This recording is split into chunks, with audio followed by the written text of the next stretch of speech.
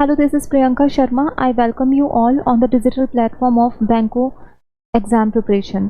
आज की हमारी जो क्लास होगी उसमें हम न्यूज़पेपर रीडिंग स्टार्ट करेंगे। जब भी आप न्यूज़पेपर पढ़ते हैं तो आपको उसको सिर्फ ट्रांसलेट नहीं करना होता है, आपको उसके ग्रामर को समझना होता है। जब आप उसके ग्रामर को समझने लग जाएंगे तो धीरे धीरे आपको सब समझ में आने लगेगा कि सेंटेंसेस न्यूज़पेपर के कैसे बनते हैं और उनका क्या मतलब होता है।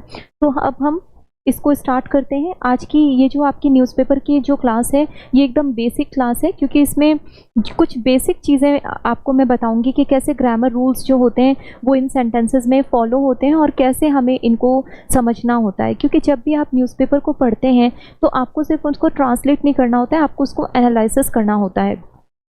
जो और भी डिटेल्ड एनालिसिस है न्यूज़पेपर्स का वो अपकमिंग क्लास में आपको बताया जाएगा। अभी आज की क्लास में सिर्फ मैं आपको 4-5 टिप्स दूंगी जिनकी हेल्प से आप अपनी रीडिंग को और अच्छा बना सकेंगे और आपको पता चलेगा कि न्यूज़पेपर को एक्चुअली कैसे पढ़ा जाता है। देखो, सबसे पहले ये आपकी जो फर्स्ट स्लाइड है इसके अंदर एक हेडलाइन दे रखी है और वो हेडलाइन क्या है? World Bank lowers India GDP growth projection to 6.3%। यहाँ पर आपको बताया है कि जो वर्ल्ड बैंक है उसने इंडिया की जीडीपी ग्रोथ प्रोजेक्शन को लोअर कर दिया है 6.3% पे। ओके, देखिए, आप जब ग्रामर क्लासेस में जो रूल्स पढ़ते हैं वही रूल्स आपको यहाँ पर अप्लाई करने हैं, और जब आप ग्रामेटिकल रूल्स को न्यूज़पेपर के अंदर अप्लाई करना शुरू कर दोगे तो आपको पता चलेगा कि आपको अब ज़्यादा अच्छे से समझ में आ रहा है। आप देखिए, जब भी आप इस तरह से न्यूज़पेपर पढ़ें, ऑलवेज़ रिमेंबर वन थिंग। जो सबसे पहली चीज़ है, सबसे पहले तो आपको पता होना चाहिए कि सब्जेक्ट क्या होता है। आपको मैंने पहले भी बता रखा है, जो सब्जेक्ट होता है सबसे पहले तो वो कौन होता है? आपका डूअर ऑफ एन एक्शन होता है। इसके अलावा सब्जेक्ट कौन होता है? इसके अलावा हमारा जो सब्जेक्ट होता है, subject is the person we are talking about. Subject वो होता है, वो पर्सन होता है जिसके बारे में हम बात कर रहे हैं। तो न्यूज़पेपर की हेडलाइन हो या कोई सी भी न्यूज़ हो, सबसे पहले तो आप उसका सब्जेक्ट अलग करें, वर्ब अलग करें। ये बात एडिटोरियल में भी मैंने आपको बताई थी कि जब भी आप एडिटोरियल पढ़ें तो सबसे पहले उसका सब्जेक्ट अलग करें, वर्ब अलग करें, क्योंकि जब तक आप सब्जेक्ट और वर्ब को अलग अलग नहीं करते हैं तब तक आपको कभी सेंटेंस का अर्थ समझ में नहीं आएगा। तो सबसे पहले आपको ये पता होना चाहिए कि सेंटेंस का सब्जेक्ट होता क्या है। एक तो डूअर ऑफ एन एक्शन होता है, ये मैंने गलती से एस लिख दिया यहाँ पे। एक तो डूअर ऑफ एन एक्शन होता है और एक होता है person we are talking about, वो पर्सन जिसके बारे में हम बात कर रहे हैं। Let me give you a few example so that you can understand it well कि कैसे सब्जेक्ट को आइडेंटिफाई किया जाता है किसी भी सेंटेंस के अंदर। तो first is he reads a newspaper, he reads a newspaper daily. Okay, now in this sentence you need to identify that which is a subject. यहाँ पर ये सब्जेक्ट है या ये है। यहाँ पर ही एक सब्जेक्ट है। आपको क्या बताया था? सब्जेक्ट वो होता है जो कार्य को करता है। यहाँ पर क्या काम किया जा रहा है? यहाँ पर पढ़ने का काम किया जा रहा है, वो भी न्यूज़पेपर को। तो कौन पढ़ रहा है? Who is performing this action of reading the newspaper? This is he who is performing the action of reading the newspaper. That is why he here is a subject. Always remember that we use a singular verb with a singular subject. In this verb, with this verb I have added s. इस verb के साथ में मैंने क्या add करा है? s. Why so? Because my subject is singular. Whenever I have a singular subject, I will use a singular verb. But on the contrary, if I have a plural verb, for example, they. What is they?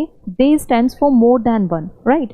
He stands for one person only, but when we talk about they always stands for more than one. It means our subject is plural. So if our subject is plural, we'll use a plural verb only. So we will make the sentence like this: they read a newspaper daily. They read a newspaper daily. Okay, now in this sentence, which action is being performed? In this action, we are performing the action of reading a newspaper. Now, who is reading this newspaper? This they is reading the newspaper. It means they is performing an action, और सब जो भी action को perform करता है, doer of an action होता है, वो कौन होता है? सब्जेक्ट होता है। तो यहाँ पे जो दे है वो क्या बन गया? आपका सब्जेक्ट बन गया, क्योंकि दे क्या है? प्लूरल है। That is why we are using a plural verb here that is coming without S. जो बिना एस की वर्ब्स होती हैं वही क्या होती हैं? आपकी प्लूरल वर्ब होती हैं। तो ये होता है आपका सब्जेक्ट। और एक चीज़ मैंने आपको बताई थी, कैसे आइडेंटिफाई कर सकते हो आप सब्जेक्ट को, कि वो पर्सन जिसके बारे में हम बात कर रहे हैं वो सब्जेक्ट होता है। एक एग्जाम्पल देखो,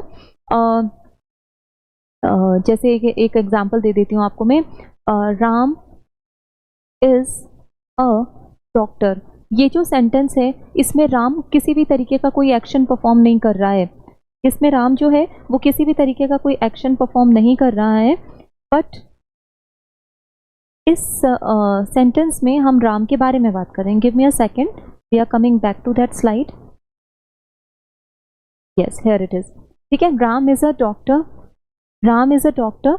यहाँ पर राम किसी भी तरीके के एक्शन को परफॉर्म नहीं कर रहा है, बट यहाँ पर हम राम के बारे में बात कर रहे हैं, that he is a doctor, so Ram here is a subject. So this is how we can identify the subject in a sentence. I hope अब आपको सब्जेक्ट क्लियर हो गया होगा कि सब्जेक्ट को कैसे आइडेंटिफाई करते हैं। This is the very first step in reading the newspaper. जब भी आप न्यूज़पेपर को रीड करें तो ये बेसिक स्टेप्स आपको पता होना चाहिए। सब्जेक्ट क्या होता है, वर्ब क्या होती है, ऑब्जेक्ट क्या होता है। ऑब्जेक्ट वो होता है जो काम नहीं करता। अब यहाँ पे जो न्यूज़पेपर है, न्यूज़पेपर यहाँ पे कोई काम कर रहा है? No, it is not performing an action. Subject is the one who performs the action, object is the one who doesn't perform the action. Object वो होता है जो कोई एक्शन परफॉर्म नहीं करता, और वर्ब क्या होती है? एक्शन होती है। यहाँ पे रीडिंग का काम हो रहा है ना, तो रीडिंग यहाँ पर एक्शन है, ये एक वर्ब है।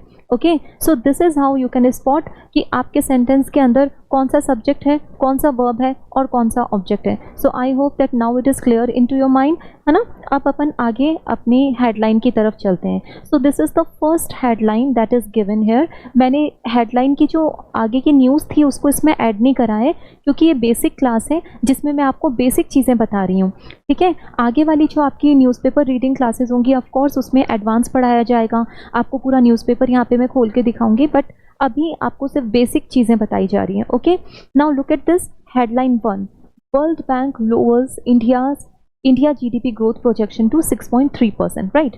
अब आप बताइए यहाँ पे क्या एक्शन किया जा रहा है, क्या एक्शन किया जा रहा है? यहाँ पे इंडिया की जीडीपी ग्रोथ को लोअर किया जा रहा है, इंडिया की जीडीपी ग्रोथ को लोअर किया जा रहा है, लोअर करने का एक्शन किया जा रहा है। एक्शंस जो होते हैं वो हमेशा क्या होते हैं?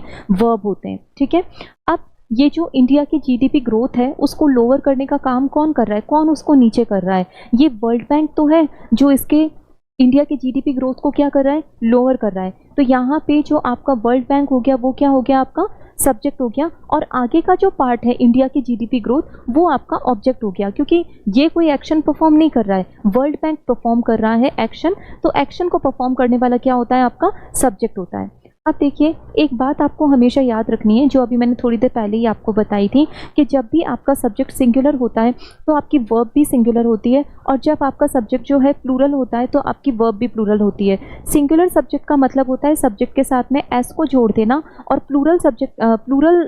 सिंगुलर वर्ब का मतलब होता है सब्जेक्ट के साथ में एस को जोड़ देना, और प्लूरल वर्ब का मतलब होता है वर्ब के साथ में एस को रिमूव कर देना। अब ये जो आपकी लाइन है, World Bank lowers India's GDP growth projection to 6.3%, in this line you can see that I have added S. यहाँ पर मैंने एस जोड़ा है। क्यों जोड़ा है? क्योंकि मेरा जो सब्जेक्ट है वो कैसा है? सिंगुलर है। So World Bank lowers India's GDP growth projection to 6.3%, यानी वर्ल्ड बैंक जो है नीचा कर रहा है, लो कर रहा है इंडिया की जीडीपी ग्रोथ प्रोजेक्शन को 6.3%, मतलब ये नीचे जाने वाली है GDP according to World Bank. Okay, तो यहाँ इस तरह से आप सब्जेक्ट अलग स्पॉट करें, वर्ब अलग स्पॉट करें।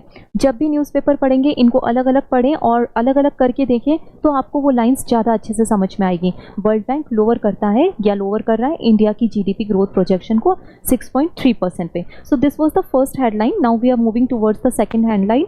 Second headline is, look at here, 6 get life. Life का मतलब है यहाँ पे लाइफ सेंटेंस से शॉर्ट में लिखा है। लाइफ सेंटेंस का मतलब होता है उम्र कैद।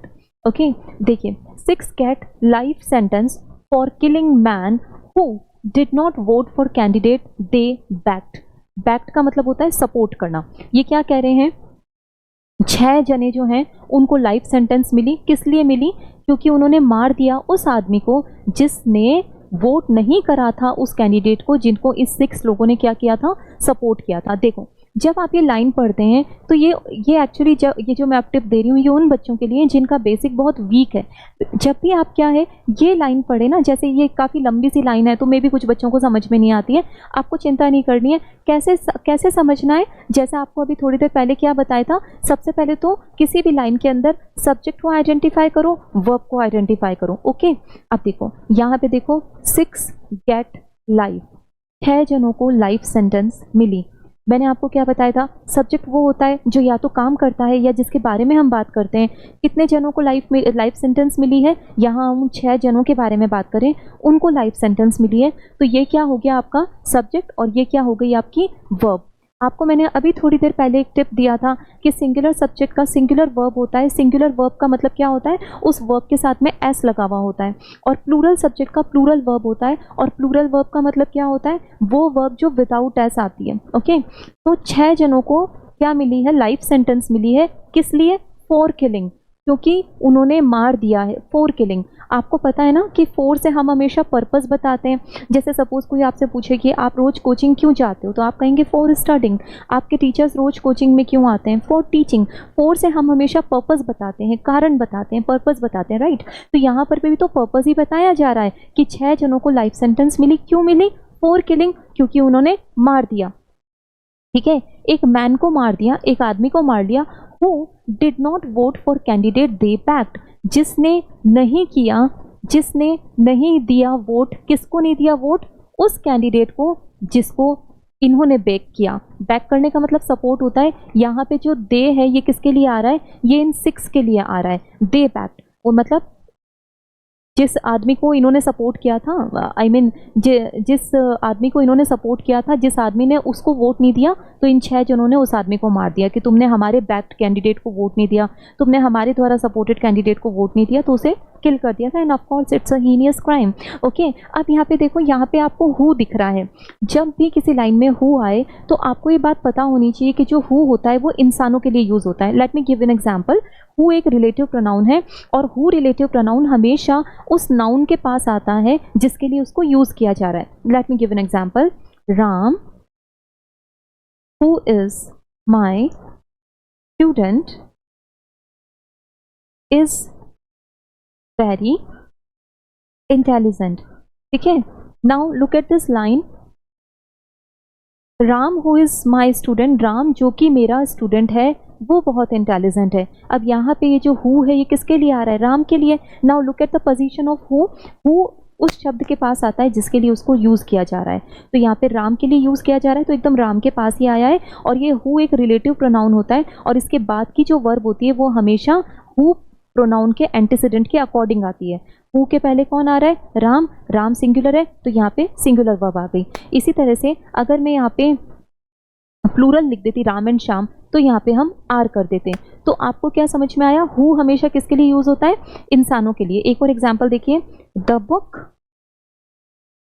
विच आई लॉस्ट, वो किताब जो मैंने खो दी थी। The book which I lost, यहाँ पे विच किसके लिए आ रहा है, इस बुक के लिए। तो आप जब भी न्यूज़पेपर पढ़ें आपको पता होना चाहिए ये जो बीच में हु जैसे शब्द आते हैं, विच जैसे शब्द आते हैं, इनका क्या रोल है, इनका क्या पर्पस है। क्योंकि जब तक आप इनके पीछे के ग्रामर को नहीं समझेंगे, you will never be able to comprehend the news. Okay, तो the book which I lost मतलब वो किताब जो मैंने खो दी थी। तो आपने सीखा इंसानों के लिए हु का यूज़ किया जाता है। Now come back to this line. इस हेडिंग पे आएंगे, 6 गेट लाइफ, यानी कि 6 जनों को लाइफ सेंटेंस मिली।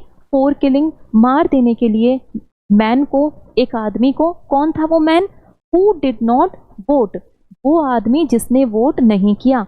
किस vote for candidate they back, वो आदमी जिसने वोट नहीं करा उस कैंडिडेट को जिसको ये 6 जने बैक करते थे, यानी कि सपोर्ट करते थे। बैक करने का मतलब होता है सपोर्ट करना। ओके, और दूसरी चीज़ आपको हमेशा क्या याद रखनी है कि जो डिड है, डिड जो होता है ये पास्ट होता है ना। एक सेकेंड, डिड जो होता है वो पास्ट होता है, और डिड के साथ में हमेशा वर्ब की कौन सी फॉर्म आती है, डिड के साथ में हमेशा वर्ब की फर्स्ट फॉर्म आती है। क्यों लगाते हैं, देखो डू जो होता है वो फर्स्ट फॉर्म होता है, डिड जो होता है वो सेकंड फॉर्म होता है, डन जो होता है वो थर्ड फॉर्म होता है, राइट। डिड के साथ में हम हमेशा वर्ब की फर्स्ट फॉर्म लगाते हैं, क्यों लगाते हैं? Because did itself is the second form of the verb, okay. Do is the first form of the verb, did is the second form of the verb. So whenever you are using did, make sure that you are using first form of the verb with did, because did itself is the second form of the verb, and you are not supposed to use two times second form of the verbs in a sentence, okay.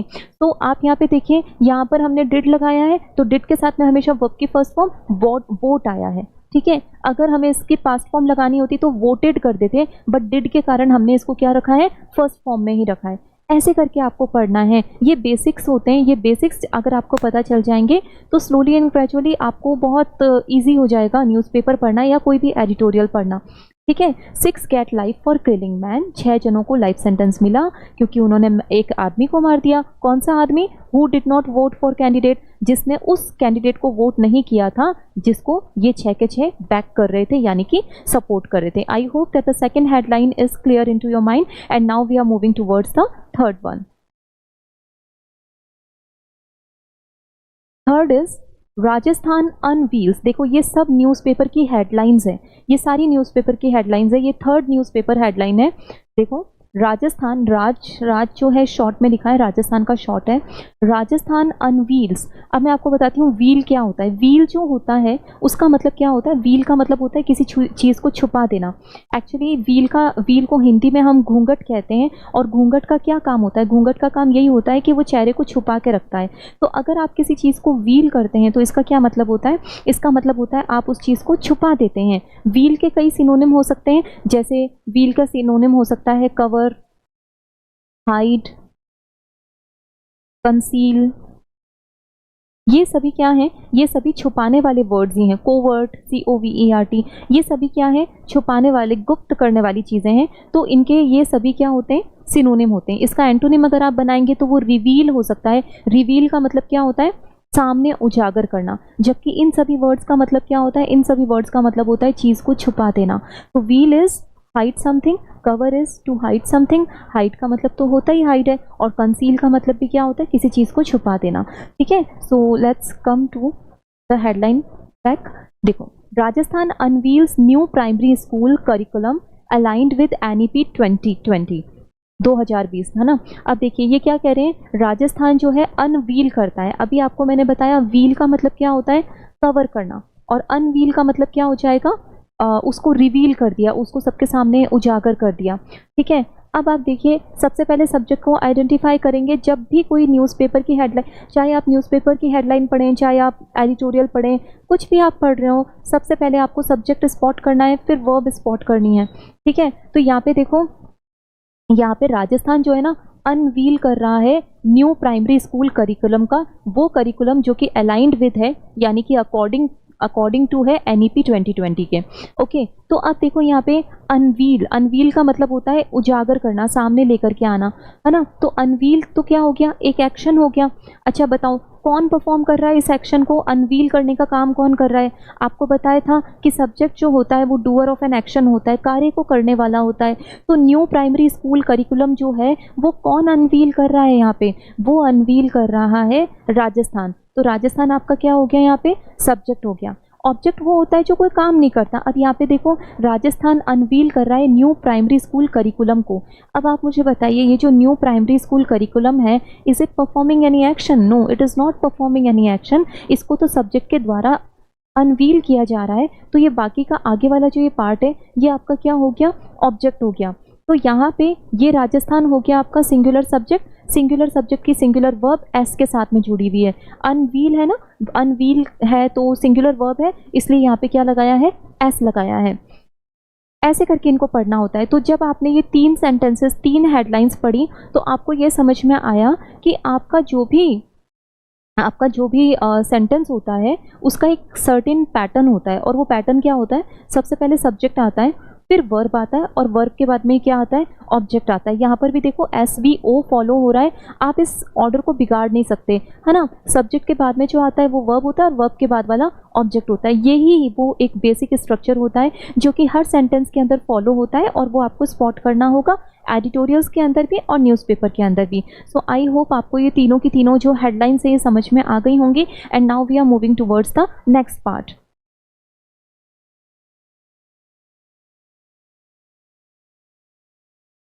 अब आपका देखिए जो next part है वो ये है, ये एक न्यूज़ है। एक मिनट, आपका जो wait for a while, we are coming back that very slide only. एक मिनट रुक जाइए। हाँ, यहाँ से आपकी जो न्यूज़ है वो स्टार्ट होती है। ये आपके टाइम्स ऑफ इंडिया की न्यूज़ है जो मैंने टाइम्स ऑफ इंडिया से कॉपी किया है यहाँ पे। इस न्यूज़ को अब अपन पढ़ेंगे। देखिए कैसे पढ़ते हैं। सबसे पहले तो हर न्यूज़ का एक टाइटल होता है। ये क्या है, ऑनर किलिंग। अब ये ऑनर किलिंग क्या होता है, पहले मैं आपको इसका मतलब बता देती हूँ। ऑनर किलिंग का क्या मतलब होता है। ऑनर का मतलब सम्मान होता है, आपको पता है ऑनरेबल गेस्ट, इसका मतलब सम्माननीय गेस्ट। ऑनर का मतलब रेस्पेक्ट होता है, ऑनर का मतलब सम्मान होता है। ऑनर किलिंग का मतलब क्या होता है, जब आप एक ऐसे पर्सन की हत्या कर देते हैं जिसने आपके सम्मान को ठेस पहुंचाई हो या आपके परिवार के सम्मान को ठेस पहुंचाई हो। आपने देखा होगा कि जो कई ऐसे इलाके होते हैं, बैकवर्ड ही कहूँगी मैं तो ऐसे इलाकों को, जो कैसे क्या करते हैं, वो अपनी बेटी की हत्या कर देते हैं। अगर वो इंटरकास्ट मैरिज कर लेती है तो, या फिर उसका कहीं अफेयर हो जाता है, वो कहते हैं हमारे परिवार की बदनामी कर दी, नाक काट दिया, और इवन वो उसको मार भी देते हैं। इसे ऑनर किलिंग कहते हैं। मतलब हमारे सम्मान को तुमने चोट पहुंचाई तो अब हम तुम्हें मार देंगे, ये ऑनर किलिंग होती है। वैसे बहुत गलत चीज़ है बट है तो सही है। ऑनर किलिंग का मतलब होता है सम्मान को जिसने ठेस पहुंचाई हो उसी की हत्या कर देना, that is honour killing. Okay, now look, father brother held for strangling women in UP. Father को और ब्रदर को हेल्ड कर लिया गया है। एक ये हेल्ड वर्ड। अब मैं आपको दो चार वर्ड्स बताती हूँ जो न्यूज़पेपर में बहुत रिपीट होते हैं। थोड़ी बहुत वोकैब भी अगर आप सिक्योर कर लेंगे, थोड़ी बहुत वोकैबलरी भी अगर आप स्ट्रॉन्ग कर लेंगे, तो फिर आपको कभी भी न्यूज़पेपर पढ़ने में ना दिक्कत नहीं होगी। न्यूज़पेपर में बार बार जो रिपीट वर्ड होता है वो क्या होता है, हेल्ड। हेल्ड का मतलब क्या होता है, हेल्ड का मतलब होता है गिरफ्तार कर लेना। हेल्ड का मतलब गिरफ्तार करना होता है, या फिर डिटेन का मतलब भी गिरफ्तार करना होता है, या फिर एप्रीहेंड का मतलब भी क्या होता है, गिरफ्तार करना होता है। अरेस्ट करने का मतलब भी क्या होता है, गिरफ्तार करना होता है।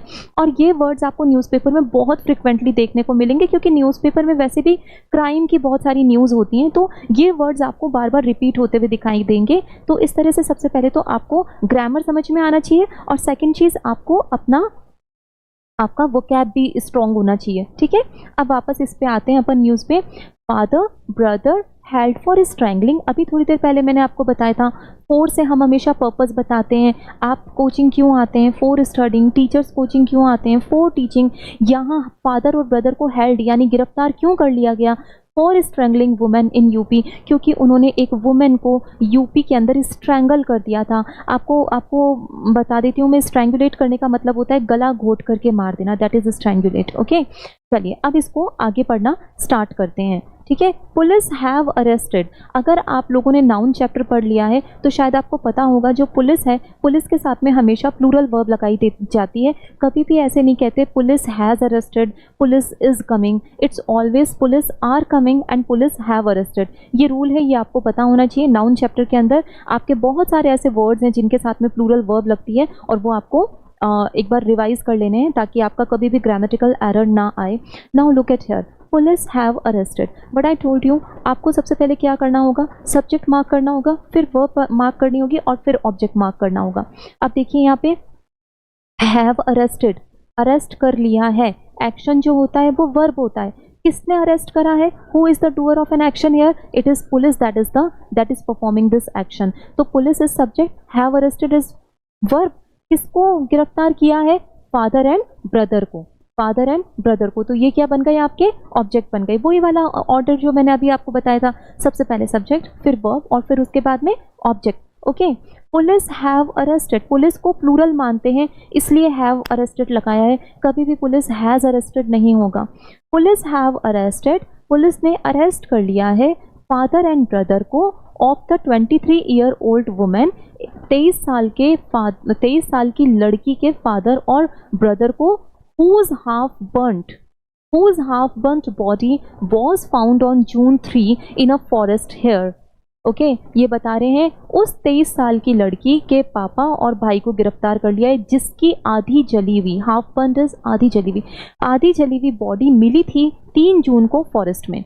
अब इस लाइन को जब आप पढ़ेंगे, ट्रांसलेशन तो ऑफ कोर्स आपको समझ में आ गया होगा, translation is not a big deal, but आपको इसका ग्रामर भी समझना है ताकि ये आपको बहुत अच्छे से समझ में आ जाए, कॉन्क्रीट बन जाए आपका कॉन्सेप्ट न्यूज़पेपर रीडिंग का।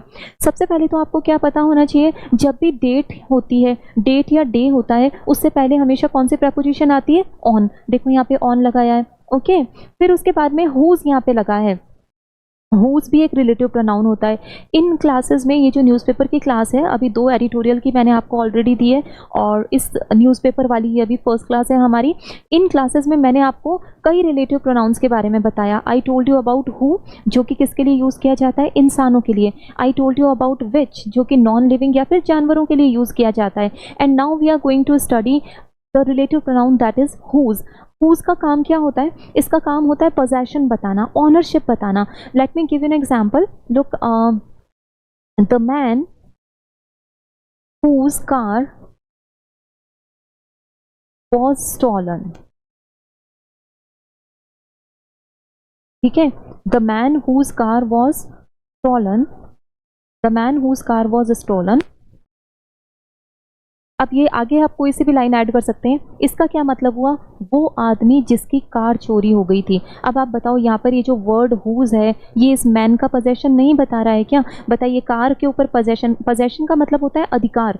कार के ऊपर किसका अधिकार है, इस मैन का अधिकार है। तो इसके अधिकार को दिखाने के लिए हमने किसका यूज़ करा है, यहाँ पे हुज का यूज़ करा है। वो आदमी जिसकी कार चोरी हो गई थी, the man whose car was stolen. Let me give you one more example.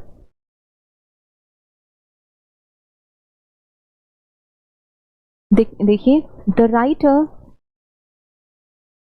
whose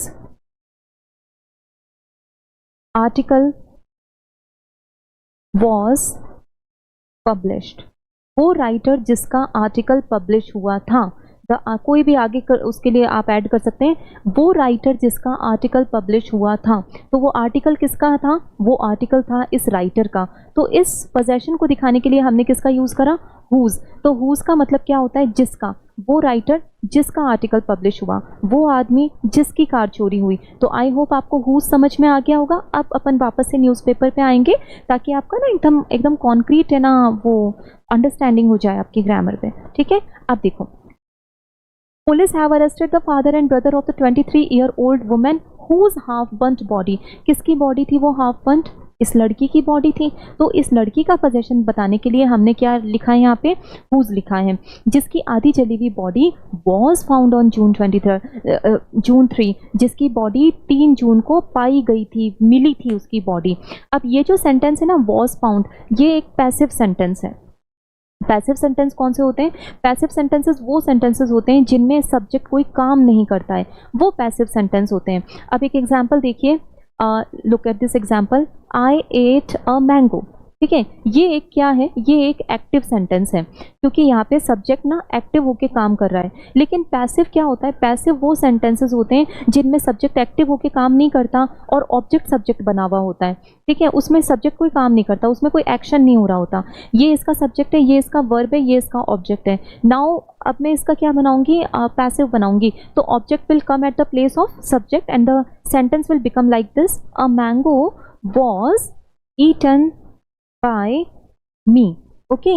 यहाँ पे ना was लगाया है मैंने, ये सिंगुलर वर्ब है क्योंकि हमारा जो सब्जेक्ट है वो भी क्या हो गया है, सिंगुलर हो गया है। दूसरा मैंने was क्यों लगाया है, क्योंकि हमारा जो एक्टिव सेंटेंस था इसमें वर्ब की सेकंड फॉर्म थी, यानी पास्ट में था।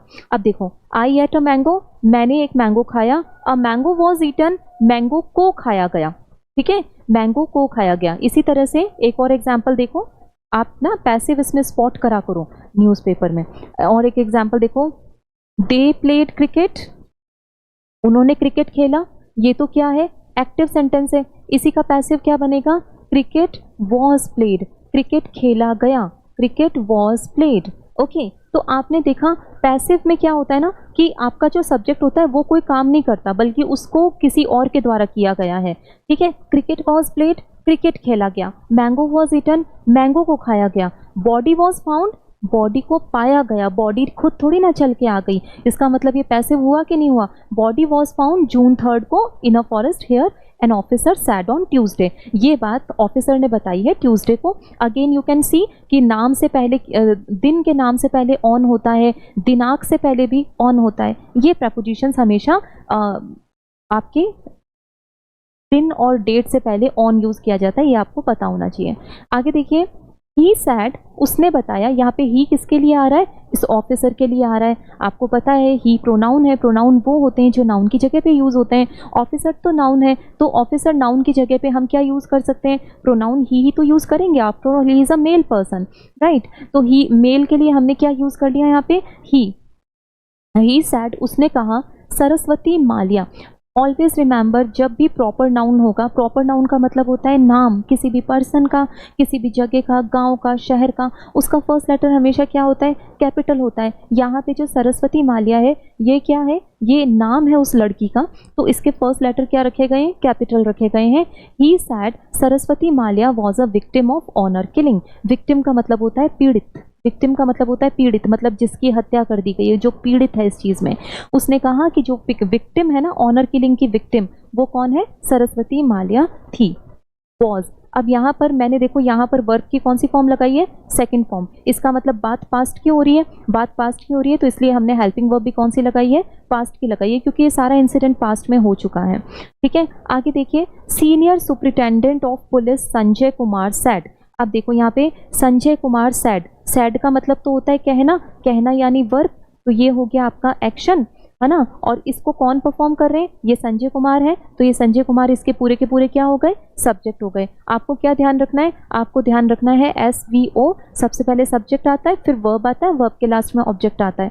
Senior superintendent of police Sanjay Kumar said, उन्होंने क्या कहा, Saraswati's father Rajveer Singh and her brother Sumit Kumar were nabbed in connection with the death on Sunday eve। देखो nabbed का मतलब क्या होता है, अब आपको यहाँ पे दिख रहा होगा nabbed, nabbed का मतलब भी क्या होता है, गिरफ्तार करना होता है। अभी मैंने आपको थोड़ी देर पहले गिरफ्तारी से रिलेटेड कई वर्ड्स बताए थे, वो वापस अपन रिलेट करेंगे। nabbed का मतलब क्या होता है, ये कुछ एक वर्ड्स हैं, अगर आप ये याद कर लोगे ना तो कभी भी आपको न्यूज़पेपर पढ़ने में प्रॉब्लम नहीं आएगी। नैप्ड का मतलब गिरफ्तार करना, डिटेन का मतलब गिरफ्तार करना, अरेस्ट का मतलब गिरफ्तार करना, एप्रीहेंड का मतलब गिरफ्तार करना, ठीक है। इन सभी का मतलब क्या है, गिरफ्तार करना है, ठीक है। तो ये क्या कह रहे हैं, देखो वापस से पढ़ेंगे इसको। Senior superintendent of police Sanjay Kumar ने कहा कि सरस्वती के जो फादर हैं राजवीर सिंह और उसके जो ब्रदर हैं सुमित कुमार वर नैब्ड, मतलब उनको गिरफ्तार कर लिया गया इन connection with the death on Sunday evening, क्योंकि उनका संबंध था, कनेक्शन था इस मृत्यु से, तो इसलिए उनको संडे इवनिंग को गिरफ्तार कर लिया। ओके, अब आप देखिए यहाँ पे ये लाइन आप स्पॉट करेंगे एक बार, ये देखो वर नैब्ड, ये जो आपका न्यूज़पेपर होता है ना, इसमें पैसिव वॉइस का बहुत यूज़ होता है। आप बताइए वर नैप्ड यहाँ पे पैसिव है कि नहीं है। अभी मैंने थोड़ी देर पहले आपको पैसिव वॉइस के कुछ एग्जांपल्स बताए थे, जैसे एक एग्जांपल देखो, आई एट एप्पल्स, आई एट एप्पल्स, इसका पैसिव क्या बनेगा, इसका पैसिव बनेगा एप्पल्स वर ईटन, एप्पल्स को खाया गया, एप्पल्स वर ईटन मतलब एप्पल्स को खाया गया, एप्पल्स को खाया गया। अब एप्पल्स ने तो नहीं खाया ना किसी को, एप्पल्स को खाया गया, एप्पल्स वर ईटन। इसी तरह से सुमित को, इसी तरह से सरस्वती के जो फादर हैं और जो उसका भाई है दे वर नैप्ड, उनको गिरफ्तार कर लिया गया, उन्होंने तो गिरफ्तार नहीं करा ना किसी को। अगर ये जो वर नैप्ड वाली लाइन है, इसमें से अगर मैं वर हटा देती हूँ तो फिर ये एक एक्टिव सेंटेंस बन जाता है। तो इसका अर्थ क्या बनेगा, सरस्वती के जो फादर हैं और जो उसके ब्रदर हैं सुमित कुमार नैप्ड इन कनेक्शन, मतलब उन्होंने किसी को गिरफ्तार करा, उन्होंने किसी को थोड़ी ना गिरफ्तार किया, ये एक पैसिव सेंटेंस है, उल्टा उनको गिरफ्तार कर लिया गया, इसलिए they were nabbed in connection with the death on Sunday evening. I hope कि आपको समझ में आ रहा है कि कैसे हम इन लाइंस को पढ़ते हैं, कैसे हम इन लाइंस को पढ़ते हैं और कैसे हम इसमें आगे बढ़ते हैं। आगे नेक्स्ट पेज पे चलेंगे, फिर देखिए आगे, ड्यूरिंग द क्वेश्चनिंग क्वेश्चनिंग का मतलब क्या होता है? क्वेश्चनिंग का मतलब होता है इंक्वायरी, वो प्रश्न वगैरह जो पूछे जाते हैं ना कि इस मौत से आपका कैसे ताल्लुक है एंड ऑल, जो भी पुलिस जो इन्वेस्टिगेशन करती है उसके बारे में है। During the questioning both confess to strangling Saraswati to death. Both confessed, देखो बोथ मतलब दोनों, यहाँ पे उसके फादर और उसके भाई के बारे में बात हो रही है। बोथ हो गया आपका सब्जेक्ट, ये हो गया आपका वर्ब। दोनों ने कॉन्फेस करा, दोनों ने इस बात को एक्सेप्ट कर लिया कि उन्होंने सरस्वती को स्ट्रैंगल, स्ट्रैंगल का मतलब होता है गला घोट करके मार देना। अभी थोड़ी देर पहले आपको बताया था कि उन्होंने स्ट्रैंगल करा सरस्वती को उसकी डेथ होने तक। ओके, दे क्लेम्ड, अगेन देखिए फिर से सब्जेक्ट और ऑब्जेक्ट को अलग अलग करो। दे यहाँ पे सब्जेक्ट, क्लेम करने का काम किया, क्लेम यहाँ पर एक्शन। क्या क्लेम करा उन्होंने? They claim that she had tarnished the families reputation with her relationship, he said. उन्होंने क्या बताया? उन्होंने ये क्लेम करा कि जो सरस्वती थी उसने टार्निश कर दिया था। टार्निश का मतलब होता है कलंक लगा देना, पर कलंक लगा देना मतलब डिफेम कर देना, किसी की फेम में नुकसान पहुंचाना, किसी की रेपुटेशन को दाग लगाना, उसे टार्निश करना कहते हैं। तो उन्होंने बताया कि जो सरस्वती थी उसने फैमिली की रेपुटेशन को टार्निश कर दिया था क्योंकि उसका किसी के साथ में कोई रिलेशनशिप था। इसी को ऑनर किलिंग कहते हैं। तो आज की क्लास में आपको ऑनर किलिंग का मतलब भी समझ में आया। आज की क्लास में आपको सब्जेक्ट वर्ब ऑब्जेक्ट भी आइडेंटिफाई करने समझ में आए और कैसे पैसिव वॉइस का यूज़ न्यूज़पेपर में यूज़ होता है वो आपने सीखा। ठीक है, तो ये कह रहे हैं कि उसने ना अपने रिश्तों के चलते, उसका किसी से रिश्ता था तो उसके चलते फैमिली की रेपुटेशन को टार्निश कर दिया था, इसलिए उसको मार दिया गया। ये जो है ये एपिस्ट्रोफी एस है। एपिस्ट्रोफी एस भी पोजेशन को बताता है। जैसे एक एग्जांपल देखो, राम्स कार, किसकी कार? राम की कार। एपिस्ट्रोफी एस किसको बता रहा है? कार के पोजेशन को बता रहा है। बट ऑलवेज मेक श्योर वो सभी शब्द जिनके लास्ट में एस आता है तो उसके साथ में हम पूरा एपिस्ट्रोफी एस नहीं लिखते। एक एग्जाम्पल देखो, बॉयज हॉस्टल, इसको ना ऐसे लिखा जाता है बॉयज़ हॉस्टल। आप ना इसको ऐसे नहीं लिख सकते बॉयज़ हॉस्टल, ये वाला जो होगा ना ये वाला गलत हो जाएगा। जब वो सभी शब्द जो लास्ट में, जिनके लास्ट में क्या आता है? एस आता है, उसके ऊपर इस तरह से एपिस्ट्रोफी लगाया जाता है। और वो सभी शब्द जिनके लास्ट में एस नहीं आता है उनको इस तरह से एपिस्ट्रोफी एस लगाया जाता है। ये वाली चीज़ आपको ध्यान रखनी है। एरर स्पॉटिंग में कभी कभी बन जाती है आप लोगों के, इसलिए मैंने सेकेंड आपका नेक्स्ट आपको बता दिया। ठीक है, अब मैं इसको इरेज कर देती हूँ। एनीवेज वापस इधर आएंगे तो आप समझ गए होंगे कि फैमिली की रेपुटेशन, फैमिली की रेपुटेशन, फैमिली का पोजेशन बताया रेपुटेशन पे, तो एपिस्ट्रोफी एस यूज़ करा है। आगे देखिए, द अक्यूज्ड सेड, ये जो अक्यूज्ड है इसका मतलब होता है आरोपी। अब मैं आपको आरोपी से रिलेटेड कुछ वर्ड्स बता देती हूँ। यही सारे वर्ड्स जो होते हैं रिपीट होते रहते हैं न्यूज़पेपर्स में। एक्यूज्ड का मतलब क्या होता है? एक्यूज्ड का मतलब होता है आरोपी। एलिज्ड का मतलब भी क्या होता है? आरोपी, मतलब जिसपे एलिगेशंस लगे हैं। ठीक है, इसके अलावा कल्प्रिट का मतलब भी क्या होता है? आरोपी होता है, कल्प्रिट। ठीक है, ये होते हैं, ये इन सभी का मतलब क्या होता है? आरोपी ही होते हैं। ठीक है, आगे देखिए, द एक्यूज सेड, आरोपी ने कहा, दे किल्ड सरस्वती, ये आ गया आपका सब्जेक्ट, ये आ गया आपका वर्ब, ये आ गई आपकी ऑब्जेक्ट। ठीक है, उन्होंने कहा, उन्होंने मारा सरस्वती को ऑन, दिनांक से पहले हमेशा on preposition, on May 29 and set the body on fire with petrol in the forest near a canal, how heinous it is. और उन्होंने क्या किया? उन्होंने बॉडी को आग लगा दी पेट्रोल से, इन द फॉरेस्ट, पास ही के एक फॉरेस्ट में, नियर अ कैनल, एक कैनल के पास में। ओके, नेक्स्ट देखिए, according to the police, police के अनुसार Saraswati had got married twice. Twice का मतलब क्या होता है? ट्वाइस का मतलब होता है दो बार। ट्वाइस का मतलब क्या होता है? दो बार। ठीक है, तो सरस्वती की मैरिज कितनी बार हुई थी? दो बार। बट बोथ मैरिजेस एंडेड, पर दोनों ही मैरिजेस खत्म हो गई। ये जो बट होता है ये हमेशा किसको दिखाता है? कॉन्ट्राडिक्शन को, यानी कि विरोधाभास को दिखाता है। जैसे आपको मैं एक एग्जांपल देके बताती हूँ। He studied a lot but failed, पढ़ा तो वो बहुत लेकिन फेल हो गया। तो आपको कॉन्ट्राडिक्शन या विरोधाभास दिख रहा है, इतनी सारी पढ़ाई करी फिर भी फेल हो गया, है ना। तो बट जो होता है ये हमेशा किसको दिखाता है? कॉन्ट्राडिक्शन को दिखाता है। अब यहाँ पे भी कॉन्ट्राडिक्शन है। According to the police, police के अनुसार Saraswati had got married twice, Saraswati की दो बार शादियां हुई, बट बोथ मैरिजेस फेल्ड, दोनों ही शादियां असफल हो गई, एक ना आदि, दोनों ही असफल हो गई। ठीक है, she return to her lover against the wishes of a family, और वो अपने लवर के पास चली गई दोनों शादियां एंड होने के बाद में, और ये उनके परिवार के विश के अगेंस्ट था। Saraswati an employ always remember AEIOU जो वॉवल्स होते हैं उनसे पहले क्या लगता है, एन लगता है। लेकिन आप देखिए NMLA ये भी सही है। क्यों है सही? एम हालांकि क्या होता है, एक कॉन्सोनेंट होता है, बट आपको सिर्फ वॉवल और कॉन्सोनेंट नहीं देखना है, आपको साउंड देखना है। जब आप बोलते हैं MLA तो किसका साउंड आता है? ए का साउंड सबसे पहले आता है कि नहीं आता, इसलिए NMLA। इसी तरह से NSHO, जब आप बोलते हैं SHO तो सबसे पहले किसका साउंड आता है? ए का आता है ना, इसलिए NSHO। लेकिन जब आप बोलते हैं यूनिवर्सिटी, है ना, यूनिवर्सिटी, तो सबसे तो किसका साउंड आता है? यू का साउंड आता है ना। तो यू तो जो है वो क्या होता है? एक व्यंजन यानी कॉन्सोनेंट है, इसलिए आप ए लगाते हैं। तो जो पुराना कॉन्सेप्ट था ना हमारा AEIOU देख के एन लगाना होता है, वो नहीं होता है, आपको साउंड चेक करना होता है। ओके, आई होप ये एडिशनल इन्फॉर्मेशन आपके लिए हेल्पफुल रहेगी। तो मैं इसको एक बार इरेज कर देती हूँ, 1 मिनट। अब आप वापस आ जाइए यहाँ पे। एन एम्प्लॉय, ई जो है आपका साउंड है, आपका वॉवल साउंड है तो एन लगाया है। सरस्वती जो कि एक एम्प्लॉय है एक ई कॉमर्स फर्म की, फिर से देखिए यहाँ पर एन लगाया है क्योंकि ई कॉमर्स फर्म है, फर्म का मतलब कंपनी होता है। सरस्वती जो कि एक एम्प्लॉय है ई कॉमर्स कंपनी की, ई कॉमर्स फर्म में काम करती है गुरुग्राम में। Had been living with a man, वो काफ़ी समय से एक आदमी के साथ रह रही थी। फ्रॉम हर विलेज, जो उसी के गांव से था। पुलिस सेड, पुलिस ने ये कहा। Okay, so here we have come to an end of this news. ये आज आपकी पहली न्यूज़ थी जो मैंने आपको पढ़ाई। आई होप कि आपको समझ में आया होगा कि कैसे अखबार की न्यूज़ को पढ़ना होता है। आप उसमें ग्रामर को स्पॉट करें, इससे क्या होगा, आपका ग्रामर भी इम्प्रूव होगा, आपका वोकैब भी इम्प्रूव होगा और आपका कॉम्प्रिहेंशन भी इम्प्रूव होगा।